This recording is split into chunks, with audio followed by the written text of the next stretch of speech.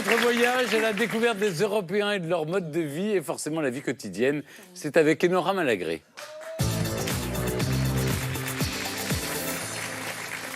Enora, vous vous êtes demandé aujourd'hui comment les grandes villes européennes adaptaient leur transport pour les personnes âgées ou les handicapés. Et ça concerne plusieurs dizaines de millions de personnes.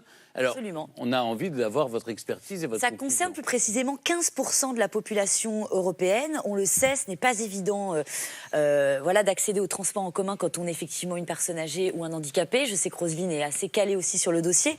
En France, on est plutôt de mauvais élèves. Je sais que vous le savez.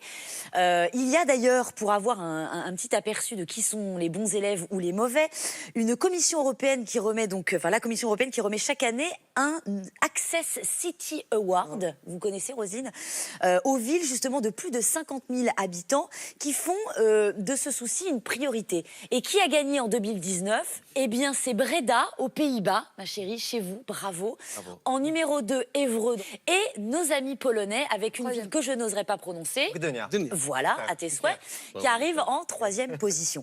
Mais pour être un peu sérieux, donc vraiment, on va rentrer un peu plus au cœur de ce débat, puisque je vous ai fait un petit focus sur l'accessibilité au métro, notamment, parce qu'il y a pas mal de... Voilà, il y a des métros dans plusieurs villes européennes. Alors là, encore une fois, à Paris, c'est une catastrophe. Ah bah oui, il faut descendre, il n'y a que des marches. Parce que c'est le métro le plus ancien. C'est le plus ancien, il n'y a que des marches pour descendre. J'entends que vous défendiez votre ville, mais... Non, mais c'est vrai, vrai, mais néanmoins, c'est vraiment... Et je sais que c'est pas facile aussi pour les mères de famille, n'est-ce pas, Julia? Je sais que la comparaison est compliquée, mais c'est vrai que les mères de famille avec des poussettes, on ne peut pas descendre aussi. Bref, il y a un gros problème d'accessibilité. On aide toujours, évidemment, quand vous... Toujours. Pas toujours. Soyez bien surpris, Stéphane. Ouais. Alors, je vais vous donner un petit tableau de, encore une fois, qui assure et qui est à la ramasse. En Espagne, 80% du réseau est accessible aux handicapés, aux personnes âgées, handicap visible ou invisible. Madrid et Barcelone en tête. Au Royaume-Uni, c'est une cata, 18%. Et je vous le dis, donc en bon dernier, 3%. Paris avec 3% seulement. Alors pour les raisons que vous avez évoquées, certes, mais je pense qu'il est peut-être temps d'agir de faire quelque chose. un peu quand même.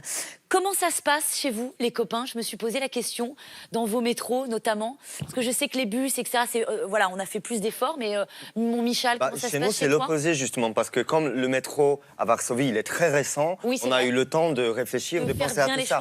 En revanche, alors côté bus, ça va de mieux en mieux, mais tout ce qui est train et tramway, comme ce sont souvent d'anciennes machines des années 70 ou 80, là malheureusement, il y a encore un gros souci. Figurez-vous, il y a souvent cette situation-là où il y a une personne en chaise roulante qui attend le tramway, par exemple, parce que c'est très populaire en Pologne, le tramway. Et s'il y a une machine ancienne qui arrive, elle préfère attendre la suivante. Donc elle va attendre 5 minutes pour attendre un train qui va être adapté. En Roumanie, ça se passe comment? Alors, nous, nos infrastructures sont un peu vieillissantes aussi, mais en attendant le renouvellement qui est en cours, la société civile s'est organisée. Et il y a notamment une association dont je salue le travail qui s'appelle Taxi Gratis, qui propose un service de taxi gratuitement pour les personnes qui ont un handicap visible ou invisible, notamment pour tous leurs déplacements importants à l'hôpital, chez le médecin, à l'école, etc. Donc, on fait avec les moyens du bord, mais on fait des efforts. Les Pays-Bas, donc vous êtes plutôt bons élèves? Nous, on est plutôt bons élèves. Oh là là, regardez-la ceci. On m'a dit que c'était moi le faillot. Voilà, dis donc, elle te surpasse. Déjà, tous nos stations et tous les véhicules sont équipés pour les malentendants et les malvoyants. Absolument. Donc ça, c'est déjà ça de fait. Pour ce qui est métro, toutes les stations sont accessibles en ascenseur et les plateformes sont au même niveau pour qu'ils puissent accéder. Et les emplacements sont prévus pour les chaises roulantes dans les métros. Donc il y a des espaces plus larges, plus grands. En Italie, en Italie, c'est moins bien que les trois meilleurs élèves de la classe. Mais en tout cas, on a gagné les City Awards Milan dans le 2016. Donc Milan, ça va. Les métros sont assez récents, donc il y a beaucoup d'ascenseurs, je trouve. Et il y a un service de taxi dédié aux gens avec des handicapés qui appellent directement ce numéro. Comme ça, c'est directement un taxi. Spécial. Mais en tout cas, il faut faire des efforts, il faut faire des efforts. Alors, on a un ami autour de cette table qui est daltonien. Ouais. Ah oui? C'est notre Abdel. Non, mais par exemple, son pantalon, je pense qu'il est rouge, et moi, je le vois orange. Toi, tu le vois orange. Mais vraiment, je le vois Mais orange. mes yeux, tu les vois comment? Non, bleu. Bleu. Ça va. J'ai pas perdu. On confond le jaune, le vert, enfin voilà, il y a des choses comme ça que... Donc Abdel est daltonien. Alors voilà, qu'est-ce que c'est d'être daltonien? Donc toi, tu confonds le jaune. Le jaune avec le vert. Quand je prends le métro, vert. c'est pas évident, tu vois. C'est ce que j'allais te demander. C'est pas évident, tu te trompes forcément de ligne. Il y a 2 métiers que je peux pas faire, par exemple. C'est électricien et pilote de ligne. Parce que justement, il y a... Le fil vert et Tu tapes sur le mauvais bouton Et là, bon, électrocution. Et j'ai fini cuisinier. Il y a beaucoup de daltoniens dans le monde? Alors, c'est plus les garçons qui sont daltoniens. T'as raison de poser la question, Jules. Il y a à peu On près dit que ça touche 10% des garçons. Je crois. Et 0,5% de femmes. C'est plus les hommes, voilà, 0,5% des femmes. En tout cas, pour tous les petits Abdel du monde, eh ben, les enfants, il faut aller au Portugal parce que quelqu'un a une initiative merveilleuse. Pour les impôts, c'est mieux aussi. Pourquoi? Pour les impôts. Pour les impôts et les daltoniens, c'est là-bas que ça se passe. Non, mais attendez, je veux juste vous dire, il y a 300 millions de daltoniens dans le monde. S'ils vont tous en même temps à Porto, ça va poser un problème. Ça peut faire une belle fête. Oui. Bon, en tout cas, vous allez voir, le métro est adapté pour les daltoniens, mais pas que. Regardez. Porto est la deuxième ville du Portugal après Lisbonne. À Porto, il y a le fleuve, le Douro, les ruelles pavées et pentues de la Riviera, des églises baroques et un métro. Quand on arrive dans une grande ville à l'étranger, prendre le métro, c'est souvent la solution la plus économique et la plus pratique. Pour se déplacer d'un point A à un point B dans le métro, on parle souvent en code couleur. On prend la ligne bleue, puis la jaune, et hop, on est arrivé. Facile? Eh bien pour les daltoniens, lire un plan de métro avec toutes ces couleurs, ça s'avère plus compliqué. Les daltoniens représentent 9% d'hommes et 0,5% de femmes, soit un total de 32,6 millions de personnes en Europe. Voilà un plan de métro perçu par une personne lambda. Et voilà le même plan perçu par une personne daltonienne.